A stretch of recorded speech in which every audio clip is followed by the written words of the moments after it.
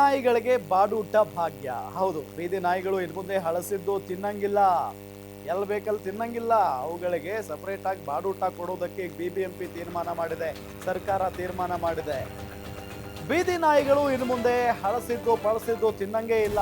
ಇನ್ಮೇಲೆ ಏನಿದ್ರು ಚಿಕನ್, ಬಿಸಿ ಬಿಸಿ egg rice. ರಾಜ್ಯ ಸರ್ಕಾರದಿಂದ ಬೆಂಗಳೂರಿನಲ್ಲಿ ಮತ್ತೊಂದು ಭಾಗ್ಯ. ಬೆಂಗಳೂರಿನ ಬೀದಿ ನಾಯಿಗಳಿಗೂ ಇನ್ನು ಮುಂದೆ ಬಾಡೂಟ.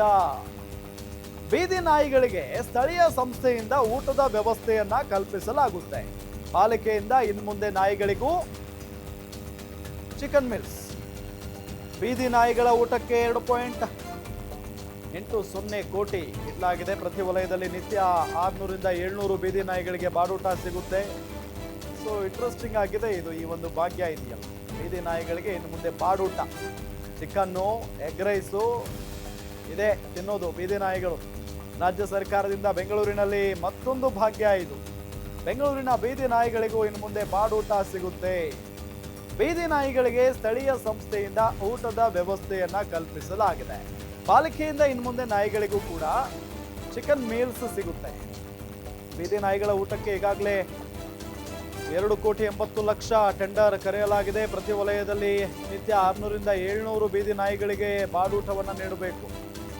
ಬೆಂಗಳೂರಿನಲ್ಲಿ ಒಂದು ಕಡೆ ಬೀದಿ ನಾಯಿಗಳು ಬಹಳಷ್ಟು ಸಂಖ್ಯೆಯಲ್ಲಿದ್ದಾವೆ.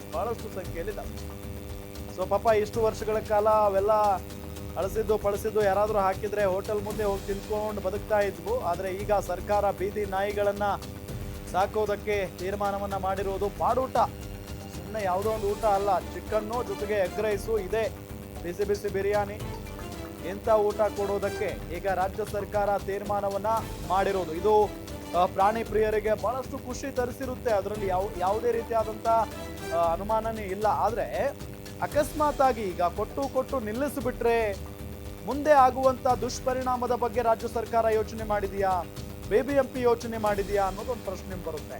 ಏನು ದುಷ್ಪರಿಣಾಮ? ಈಗ ಪ್ರತಿನಿತ್ಯ ಬೀದಿ ನಾಯಿಗಳಿಗೆ ಚಿಕನ್ನು, ಎಗ್ ರೈಸು ಅಂತ ತಿನ್ನಿಸ್ತಾ ಹೋದ್ರೆ ಒಂದಿನ ಕ್ಯಾನ್ಸಲ್ ಮಾಡಿಬಿಟ್ರಪ್ಪ, ಆಗ ನಾಯಿಗಳಿಗೆ ಊಟ ಓಕೆ, ಬಾಡೂಟ ಯಾಕೆ? ಜನರಿಗೆ ಹೊಟ್ಟೆಗೆ ಹಿಟ್ಟಿಲ್ಲ. ಇದು ಬೀದಿ ನಾಯಿಗಳಿಗೆ ಬಾಡೂಟದ ಭಾಗ್ಯ. ಜನರ ತೆರಿಗೆ ಹಣವನ್ನ ಲೂಟಿ ಮಾಡೋದಕ್ಕೆ ಈ ಐಡಿಯಾನ? ಹಾಗಾದ್ರೆ ನಗರದಲ್ಲಿ ಕಸ ಎತ್ತೋಕೆ ಜನರಿಲ್ಲ, ಗುಂಡಿ ಮುಚ್ಚೋಕೆ ಸಿಬ್ಬಂದಿ ಇಲ್ಲ, ಜನರ ಮೇಲೆ ಕಾಳಜಿ ಇಲ್ಲದ ಪಾಲಿಕೆಗೆ ನಾಯಿಗಳ ಮೇಲೆ ಪ್ರೀತಿ ಬಂದ್ಬಿಡ್ತಾ ಏಕಾಏಕಿ. ಪಾಲಿಕೆ ಹಾಕೋ ಎಗ್ ರೈಸ್, ಚಿಕನ್ ತಿಂದು ಸುಮ್ಮನಿರುತ್ತಾ ನಾಯಿಗಳು? ಒಂದು ವಾರ ಹಾಕಿ ಆಮೇಲೆ ಸೈಲೆಂಟ್ ಆದ್ರೆ ರುಚಿ ಹತ್ತಿರೋ ನಾಯಿಗಳು ಏನ್ ಮಾಡುತ್ತವೆ? ಈಗಾಗಲೇ ಸಿಕ್ಕಲ್ಲಿ ಜನರ ಮೇಲೆ ಬೀದಿ ನಾಯಿಗಳು ಅಟ್ಯಾಕ್ ಮಾಡ್ತಾ ಇದ್ದಾವೆ. ಪಾಲಿಕೆ ನಿರ್ಧಾರದ ವಿರುದ್ಧ ಸಾರ್ವಜನಿಕ ವಲಯದಲ್ಲಿ ಸಿಕ್ಕಾಪಟ್ಟೆ ಆಕ್ರೋಶ ಇದೆ. ನಾಯಿಗಳಿಗೆ ಊಟ ಹಾಕೋದ್ರಲ್ಲಿ ಬೇಡ ಅಂತ ಯಾರು ಹೇಳ್ತಾ ಇದ್ದಾರೆ? ಆದ್ರೆ ಬಾಡೂಟ ಯಾಕೆ?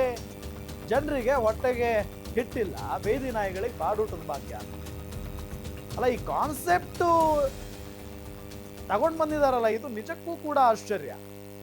ಈಗ 1 ವಾರ ಕೊಡ್ತಾರಪ್ಪ, 1 ವಾರ ಕೊಡ್ತಾರೆ, 2 ವಾರ ಕೊಡ್ತಾರೆ. ಅದಾದ ನಂತರ ಸರ್ಕಾರದ ಬಳಿ ಹಣ ಇಲ್ರಿ, ಅದಿಲ್ರಿ, ಇದಿಲ್ರಿ ಅನ್ಕೊಂಡು ಅದಾದ ನಂತರ ಕ್ಯಾನ್ಸಲ್ ಮಾಡ್ಬಿಡ್ತಾರೆ. ಪ್ರತಿನಿತ್ಯ ಬೀದಿ ನಾಯಿಗಳು ಚಿಕನ್ನು, ಎಗ್ ರೈಸ್ ತಿನ್ಕೊಂಡು ರುಚಿ ಹತ್ಕೊಂಡಿರುತ್ತೆ. ಅದಾದ ನಂತರ ಕ್ಯಾನ್ಸಲ್ ಮಾಡಿಬಿಟ್ರೆ ಮಕ್ಕಳು ಸ್ಕೂಲ್ಗೆಲ್ಲ ಹೋಗ್ತಾ ಇರ್ತಾರೆ, ಜನ ಎಲ್ಲ ಓಡಾಡ್ತಾ ಇರ್ತಾರೆ ಬೀದಿಗಳಲ್ಲಿ. ಪಾಪ ಅವ್ರ ಮೇಲೆ ಎರಗ್ಬಿಟ್ರೆ ಏನ್ ಮಾಡೋದು?